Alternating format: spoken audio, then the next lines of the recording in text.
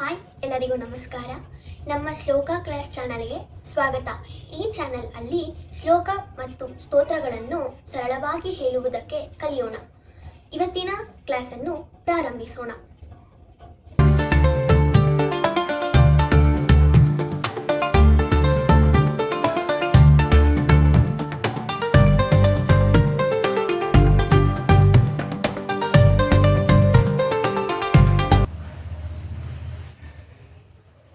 ವಜ್ರಾಸನ.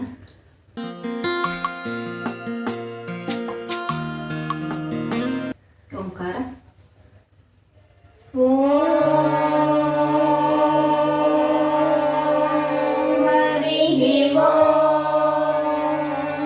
ಶ್ರೀ ಗುರುಭ್ಯೋ ನಮಃ. ಹರಿ ಓಂ.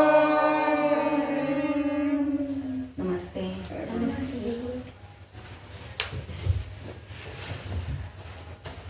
ನಮ್ಮ ಇಂದಿನ ಕ್ಲಾಸಲ್ಲಿ ಮಹಾಲಕ್ಷ್ಮಿ ಅಷ್ಟಕಂ ಪಾರ್ಟ್ 1 ಕಲ್ತಿದ್ವಿ. ಇವತ್ತಿನ ಕ್ಲಾಸಲ್ಲಿ ಮಹಾಲಕ್ಷ್ಮಿ ಅಷ್ಟಕಂ ಪಾರ್ಟ್ 2 ಕಲಿಯೋಣ. ಮಹಾಲಕ್ಷ್ಮಿ ನಮೋಸ್ತುತೆ. ಮಹಾಲಕ್ಷ್ಮಿ ನಮೋಸ್ತುತೆ. ಮಹಾಲಕ್ಷ್ಮಿ ನಮೋಸ್ತುತೆ. ಮಹಾಲಕ್ಷ್ಮಿ ನಮೋಸ್ತುತೆ. ಮಹಾಲಕ್ಷ್ಮಿ ನಮೋಸ್ತುತೆ. ಮಹಾಲಕ್ಷ್ಮಿ ನಮೋಸ್ತುತೆ. ಮಹಾಲಕ್ಷ್ಮಿ ನಮೋಸ್ತುತೆ. ಮಹಾಲಕ್ಷ್ಮಿ ನಮೋಸ್ತುತೆ. ಆದ್ಯಂತರಹಿತೆ ದೇವಿ. ಆದ್ಯಂತರಹಿತೆ ದೇವಿ. ಆದ್ಯಶಕ್ತಿ ಮಹೇಶ್ವರಿ. ಆದ್ಯಶಕ್ತಿ ಮಹೇಶ್ವರಿ. ಯೋಗಜ್ಞೆ ಯೋಗ ಸಂಭೂತೆ. ಯೋಗಜ್ಞೆ ಯೋಗ ಸಂಭೂತೆ. ಮಹಾಲಕ್ಷ್ಮಿ ನಮೋಸ್ತುತೆ. ಮಹಾಲಕ್ಷ್ಮಿ ನಮೋಸ್ತುತೆ. ಆದ್ಯಂತರಹಿತೆ ದೇವಿ. ಆದ್ಯಂತರಹಿತೆ ದೇವಿ. ಆದ್ಯಶಕ್ತಿ ಮಹೇಶ್ವರಿ. ಆದ್ಯಶಕ್ತಿ ಮಹೇಶ್ವರಿ. ಯೋಗಜ್ಞೆ ಯೋಗ ಸಂಭೂತೆ. ಯೋಗಜ್ಞೆ ಯೋಗ ಸಂಭೂತೆ. ಮಹಾಲಕ್ಷ್ಮಿ ನಮೋಸ್ತುತೆ. ಮಹಾಲಕ್ಷ್ಮಿ ನಮೋಸ್ತುತೆ. ಸ್ಥೂಲ ಸೂಕ್ಷ್ಮ ಮಹಾರೌದ್ರೇ. ಸ್ಥೂಲ ಸೂಕ್ಷ್ಮ ಮಹಾರೌದ್ರೇ. ಮಹಾಶಕ್ತಿ ಮಹೋದರೇ. ಮಹಾಶಕ್ತಿ ಮಹೋದರೇ. ಮಹಾಪಾಪ ಹರೇ ದೇವಿ. ಮಹಾಪಾಪ ಹರೇ ದೇವಿ. ಮಹಾಲಕ್ಷ್ಮಿ ನಮೋಸ್ತುತೆ. ಮಹಾಲಕ್ಷ್ಮಿ ನಮೋಸ್ತುತೆ. ಸ್ಥೂಲ ಸೂಕ್ಷ್ಮ ಮಹಾರೌದ್ರೇ. ಸ್ಥೂಲ ಸೂಕ್ಷ್ಮ ಮಹಾರೌದ್ರೇ. ಮಹಾಶಕ್ತಿ ಮಹೋದರೇ. ಮಹಾಶಕ್ತಿ ಮಹೋದರೇ. ಮಹಾಪಾಪ ಹರೇ ದೇವಿ. ಮಹಾಪಾಪ ಹರೇ ದೇವಿ. ಮಹಾಲಕ್ಷ್ಮಿ ನಮೋಸ್ತುತೆ. ಮಹಾಲಕ್ಷ್ಮಿ ನಮೋಸ್ತುತೆ. ಪದ್ಮಾಸನಸ್ಥಿತೆ ದೇವಿ. ಪದ್ಮಾಸನಸ್ಥಿತೆ ದೇವಿ. ಪರಬ್ರಹ್ಮ ಸ್ವರೂಪಿಣಿ. ಪರಬ್ರಹ್ಮ ಸ್ವರೂಪಿಣಿ. ಪರಮೇಶಿ ಜಗನ್ಮಾತಃ. ಪರಮೇಶಿ ಜಗನ್ಮಾತಾ. ಮಹಾಲಕ್ಷ್ಮಿ ನಮೋಸ್ತುತೆ. ಮಹಾಲಕ್ಷ್ಮಿ ನಮೋಸ್ತುತೆ. ಪದ್ಮಾಸನಸ್ಥಿತೆ ದೇವಿ. ಪದ್ಮಾಸನಸ್ಥಿತೆ ದೇವಿ. ಪರಬ್ರಹ್ಮ ಸ್ವರೂಪಿಣಿ. ಪರಬ್ರಹ್ಮ ಸ್ವರೂಪಿಣಿ.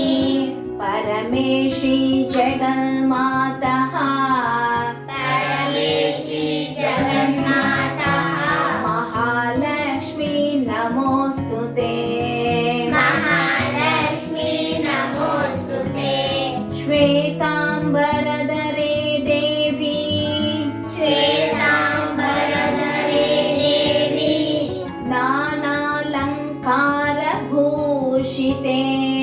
नानालङ्कारभूषिते जगस्थिते जगन्मातः जगस्थिते जगन्मातः महालक्ष्मी नमोऽस्तुते महालक्ष्मी नमोऽस्तुते श्वेताम्बरधरे देवी श्वेताम्बरधरे देवी नानालङ्कारभूषिते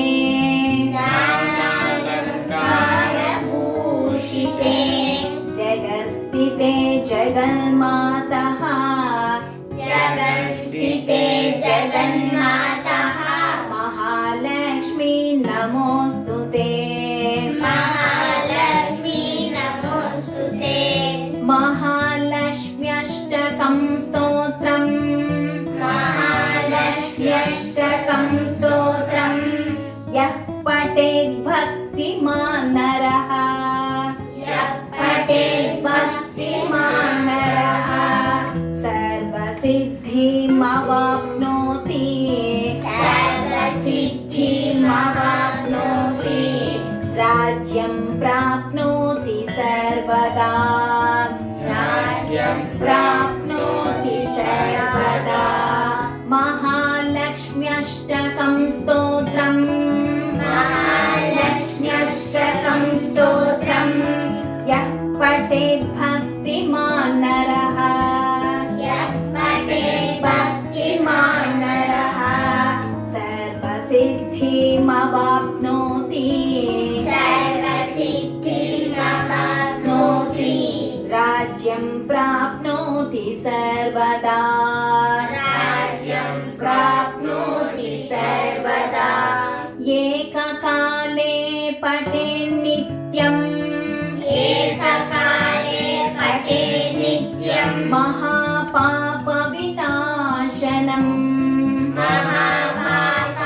महापापविनाशनम् द्विकालं यः पठेत् नित्यम् द्विकालं यः पठेत् नित्यं धनधान्यसमन्वितः धनधान्यसमन्वितः एककाले पठेत् नित्यम् एककाले पठेत् नित्यं महापापविनाशनम् महापापविनाशनम् द्विकालं यः पठेत् नित्यम् द्विकालं यः पठेत् नित्यं धनधान्यसमन्वितः धनधान्यसमन्वितः त्रिकालं यः पठेत् नित्यम् त्रिकालं यः पठेत् नित्यं महाशत्रुविनाशनम् महाशत्रुविनाशनम् महालक्ष्मीर्भवेत् नित्यम् महालक्ष्मी भवेत् नित्यं प्रसन्ना वरदा शुभा प्रसन्ना वरदा शुभा त्रिकालं यः पठेत् नित्यम् त्रिकालं यः पठेत् नित्यं महाशत्रुविनाशनम् महाशत्रुविनाशनम् महालक्ष्मीर्भवेत् नित्यम् महालक्ष्मी भवेत् नित्यं प्रसन्ना वरदा शुभा प्रसन्ना वरदा शुभा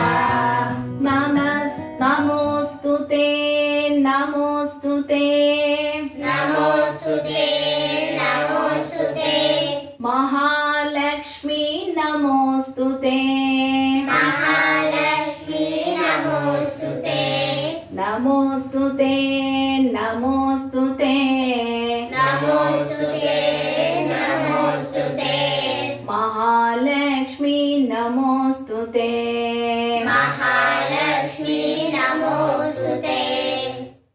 ಫಾಸ್ಟ್ 6th ಆದ್ಯಂತರಹಿತೆ ದೇವಿ 5ನೇ ಶ್ಲೋಕದಿಂದ ಹೇಳ್ಕೊಳ್ಳೋಣ. ಫಾಸ್ಟಾಗಿ ಹೇಳೋಣ ಇವಾಗ ಸ್ವಲ್ಪ.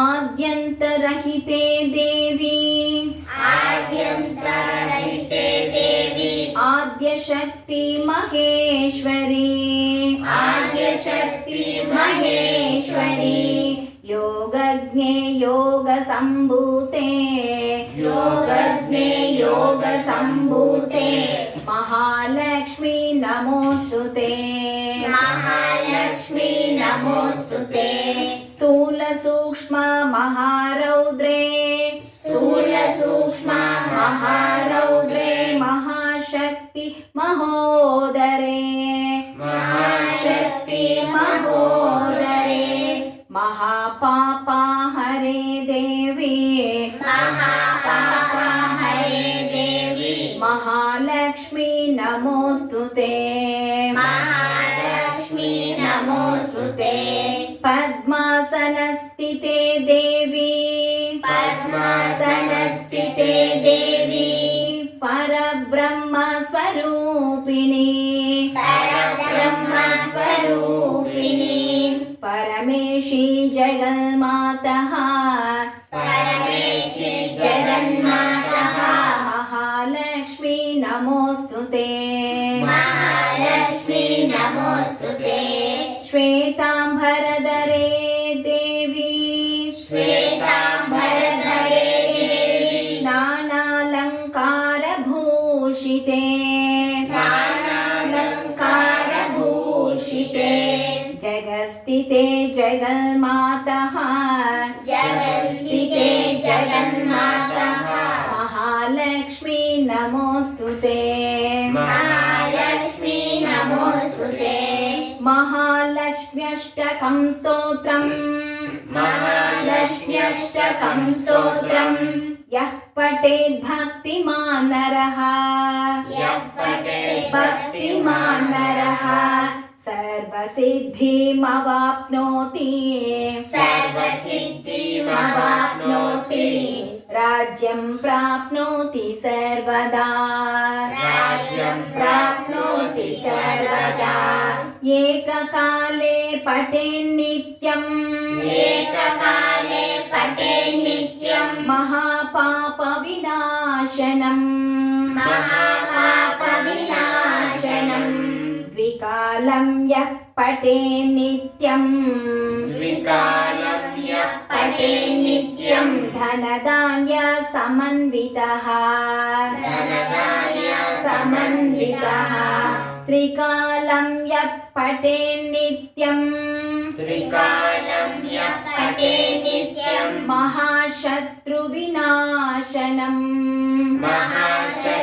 ಮಹಾಶತ್ರುವಿನಾಶನಂ ಮಹಾಲಕ್ಷ್ಮೀರ್ಭವೇನ್ನಿತ್ಯಂ ಮಹಾಲಕ್ಷ್ಮೀರ್ಭವೇನ್ನಿತ್ಯಂ ಪ್ರಸನ್ನಾ ವರದಾ ಶುಭಾ ಪ್ರಸನ್ನಾ ವರದಾ ಶುಭಾ ನಮೋಸ್ತುತೆ ನಮೋಸ್ತುತೆ ನಮೋಸ್ತುತೆ ನಮೋಸ್ತುತೆ ಮಹಾಲಕ್ಷ್ಮೀ ನಮೋಸ್ತುತೆ ಮಹಾಲಕ್ಷ್ಮೀ ನಮೋಸ್ತುತೆ ನಮೋಸ್ತುತೆ ನಮೋಸ್ತುತೆ ನಮೋಸ್ತುತೆ ನಮೋಸ್ತುತೆ ಮಹಾಲಕ್ಷ್ಮೀ ನಮೋಸ್ತುತೆ ಮಹಾಲಕ್ಷ್ಮೀ ನಮೋಸ್ತುತೆ ಮಹಾಲಕ್ಷ್ಮೀ ನಮೋಸ್ತುತೆ ಮಹಾಲಕ್ಷ್ಮೀ ನಮೋಸ್ತುತೆ ಮಹಾಲಕ್ಷ್ಮೀ ನಮೋಸ್ತುತೆ